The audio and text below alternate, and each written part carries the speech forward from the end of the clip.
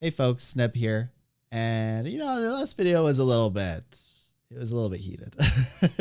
I was a little bit upset, and I think I was maybe a bit sensitive about some things that I ought not to be. And it's a human flaw of mine. I take things pretty seriously, especially when I'm really passionate about something. So I want to thank you for all the comments that I think kind of woke me up to that a little bit.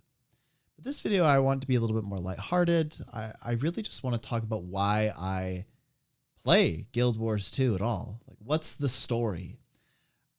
I think everyone has a story of how they got into like their favorite hobby or what led to that. And so I'm just going to ramble for a while. My kid might walk through the door and say hi. The dog might come in and go, but whatever. I'm just going to ramble about this. Okay.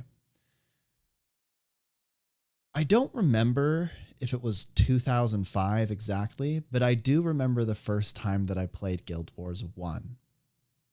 I think it was 2005 when the game had just released. It was out for a few months, and I had a friend, and he was the kid that lived next door, right? He lived next door to me, and we played every day. It was so much fun. And then eventually he moved, but we still remained close friends, and we would like bike to each other's houses and stuff. It was really fun.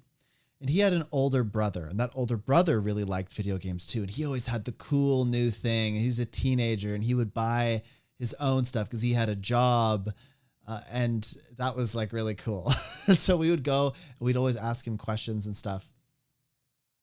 Anyway, their computer down in his basement, my friend says, "Hey, there's this game that's like RuneScape, but with better graphics." "No way," I said.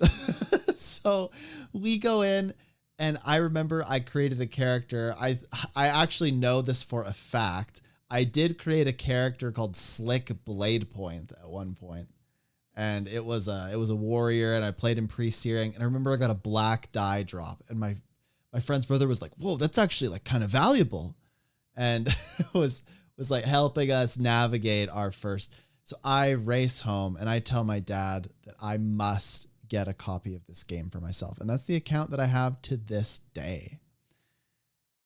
And so I played Guild Wars 1 a lot. I played all into my teenage years. And in my teenage years, I started making videos about Guild Wars 1 and Guild Wars 2 before it came out, saying how much I was excited about Guild Wars 2, different theories I had for it. And I put a few like little things out for Guild Wars 1. It was funny because not that many people were making Guild Wars 1 videos. So it actually got what I thought was like a reasonable amount of attention. We made like a guild and a big community out of it. It was super fun.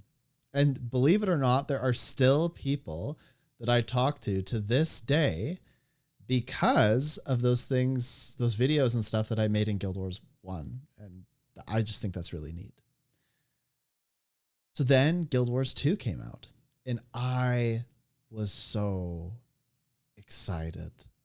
I remember I went to Walmart and bought I have picture memories that pop up on Facebook every year in August for the launch of Guild Wars 2. It was 2012. I made all of this. I had all this food prepped. I bought all this junk food, chips, pop, you name it. I had all this stuff, and I played all night. And I really mean like until I collapsed, right? Like until I could no longer. And my friend played like that too. I can't, this part's a little bit fuzzy. I can't remember if we did a LAN and he came over and played with me, or if we both just played online together. But I swear I had a friend there that we did like a LAN party, so to speak. So then I just fell in love with the game. Like I just really liked it. I thought it was a lot of fun, but I did struggle that it wasn't like Guild Wars 1. It was such a different game than Guild Wars 1. It still is, of course. But I kind of struggled with that. And I think in many respects, I liked Guild Wars 1 better at the time because it was more familiar and because the combat style was a little bit different, right? So I did play Guild Wars 2 all the way until I left. I went and lived on the islands of Micronesia for 2 years, and I did like volunteer work and served with people, and I didn't have access to internet or anything. I was like way off the grid. A lot of people don't know that about me, but that's what I did. And so I spent 2 years there, learned a language called Chukese. And then when I came back, one of the first things I wanted to do, because when this is going to sound weird, but when I was out there and I was talking to other people that were doing what I was doing, they'd ask me about my hobbies and I would tell them about this legendary game called Guild Wars 2. And I would just say, oh, it's like so cool. Like this is how it works. And they were always like really interested in it because I would talk so highly of it. So when I got back, I like loaded into Guild Wars 2 and like some of my friends were still there. And I just thought it was so neat. But I wasn't really very active publicly speaking. Like I didn't make content anymore, really. I was just a guy that like really liked that stuff. But I didn't really do any of it anymore. So I then went to school, and throughout my undergrad, I got really into Guild Wars 2 PvP. I loved PvP, and I still have like a love-hate relationship with PvP. I've like 6,500 games played. I played the crap out of it. Okay. I used to motivate myself to do economics homework. I would play a match of Guild Wars 2 PvP and then do like 10 questions, and then play a match of PvP and then do like 10 questions. And the questions were usually like quite hard. So I was doing essentially like 40 minutes on, 15 minutes off, 40 minutes on, 15 minutes off for studying versus playing a game of Guild Wars 2. I played so many, and there were some days where I would just sit at home and just like do PvP for like 8 hours straight. I watched the big PvP tournaments. I had different streamers and casters that I always watched, and I never really said anything in the chat. I was always so afraid to talk, but I was really into it. So I played PvP a lot from 2015 to, I want to say 2018 or so.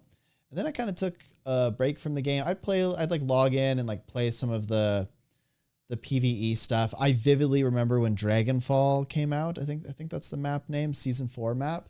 I remember just being like in awe of how beautiful the map was. I thought it was excellent. I remember my then girlfriend, now wife, I went and got her and was like, I know you don't play video games. I know you don't like this really that much, but like, look at how beautiful this is. This is so cool. And she's like, yeah, honey, it's cool. Right. So I did like little things here and there, but it was really only, I think it was it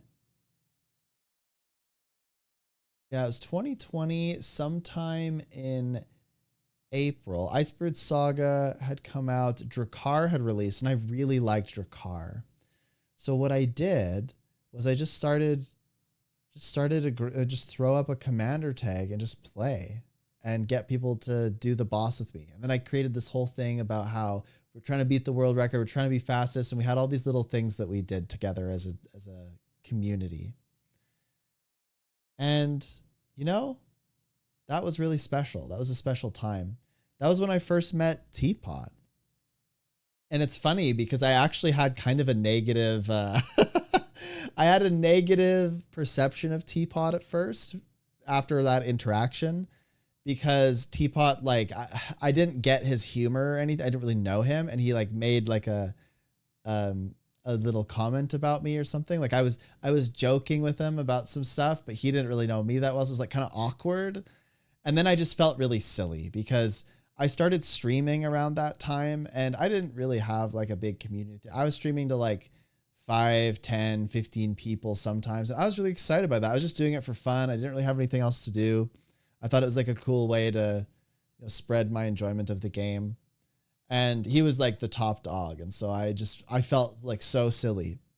But then Teapot reached out to me later and like of his own accord. And he just said, hey, I just want you to know we were just messing around. Like it was nothing serious. You know, I think what you did was really cool. And blah, blah. We just like chatted back and forth. So we started talking like a little bit here and there and became friends over time.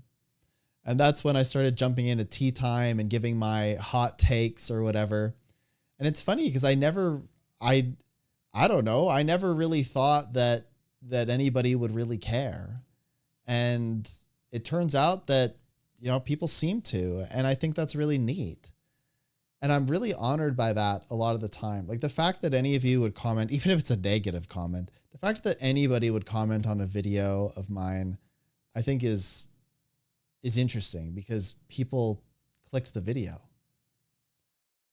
So I'm very humbled by that, I suppose. I don't really think I'm anything special. when it comes to like real life stuff, right? I'm just a dad of 2 who grew up playing this series and who like really likes the game.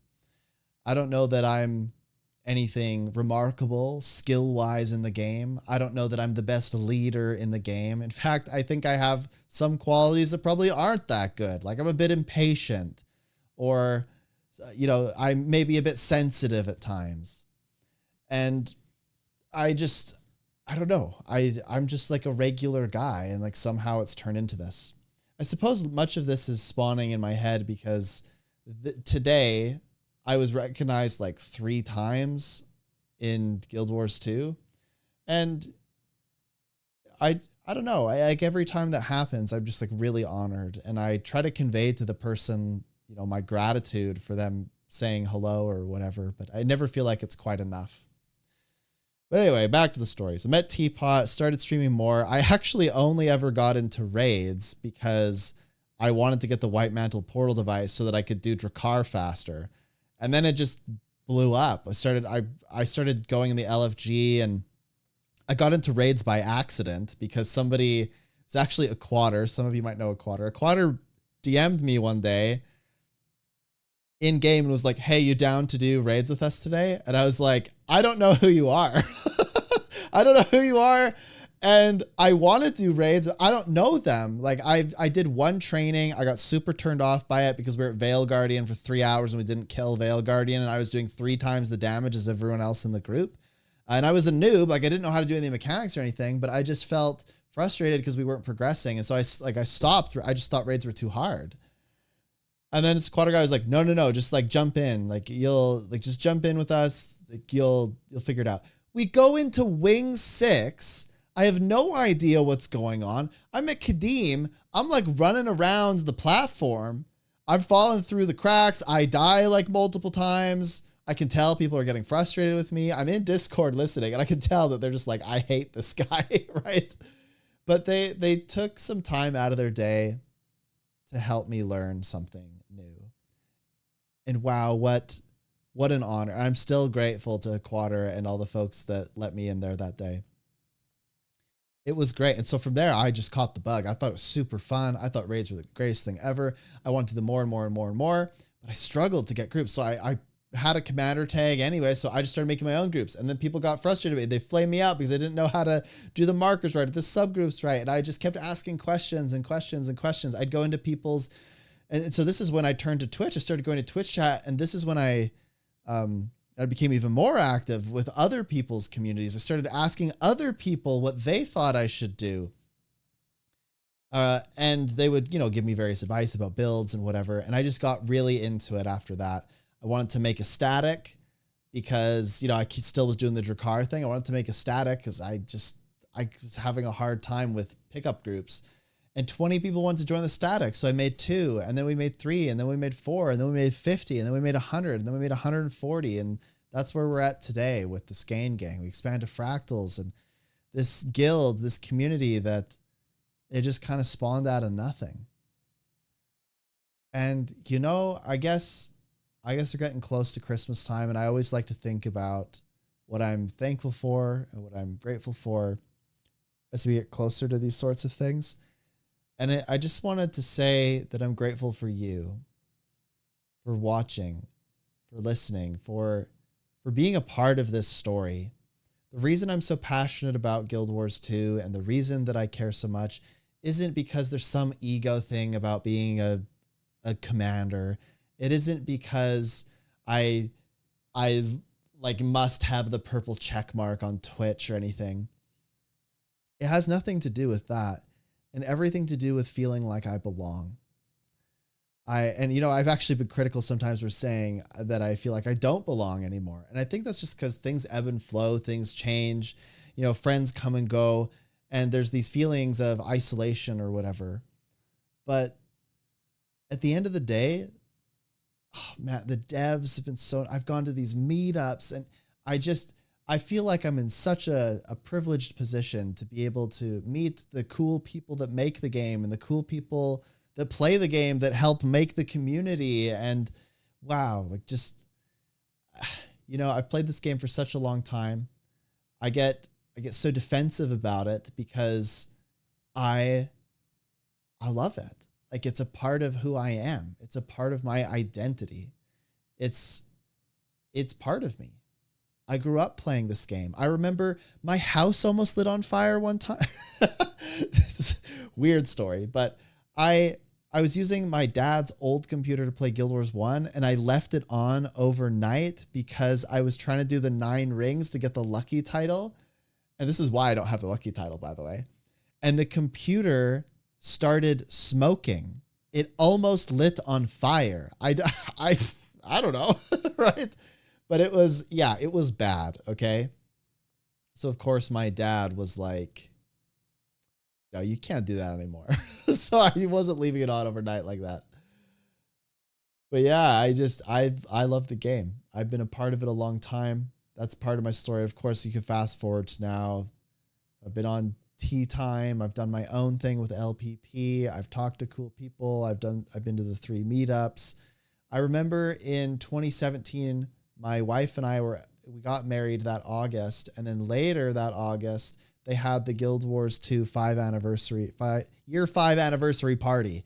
And there was this posting on the Guild Wars 2 forums, and it said, hey, like, if you want a ticket, let us know. And I sent a message to Gail Gray at the time, and I said, my wife and I just got married. We're going to be in Seattle for our honeymoon. I would love it if we could go. And she gave us 2 VIP tickets to get in ahead of everyone else. And what's crazy to me now is that I think in that same line were many of the ArenaNet partners and other people, but I didn't know anyone back then. I just played the game. I didn't really know the other people in the community. So I was at that party and I sat at a table alone with my wife and ate a bunch of the food and I just grinned ear to ear, just being surrounded by like cool people and stuff. And then I remember that Mike Z came up to me. Mike Z was, I think, the lead director for Path of Fire. And he came up to me. He said, why are you here? And I just explained how much I loved the game. He signed a shirt. I have that shirt somewhere. I think it's in the case behind me, actually. But Mike Z signed a Path of Fire shirt for me. I was too shy to talk to anyone else. I was too shy, okay? I was way too shy. But he offered to give me a tour of the ArenaNet studio, and I was too, I was so shy. I was so excited. But he said that they would have to do it on Monday, and I couldn't go because I was going back to Canada, where I'm from, of course. So he gave me his email, and he said the next time that I was in Seattle, that he would personally take me on a tour. And then he left the company. So then I had to become a ArenaNet partner so that I could go. No, I'm just kidding. But he did actually leave the company. And I always thought, oh man, I missed my chance to go visit the ArenaNet headquarters. And just this past August, I was able to go. And I just want you to know that whenever I'm critiquing the game or something, it's just, I've been there. I've seen the people like doing their thing, you know, and they love what they do. At least a lot of them do, at least the ones that I've met. And I was just blown away. Like, it's so cool. It is so cool. And I'm so grateful. Anyway, that's just part of my Guild Wars 2 story.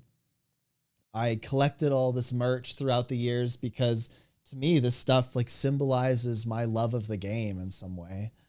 And I think back to my childhood and the different things that I did and my time in university when I was playing PvP, and what a crazy ride it's been.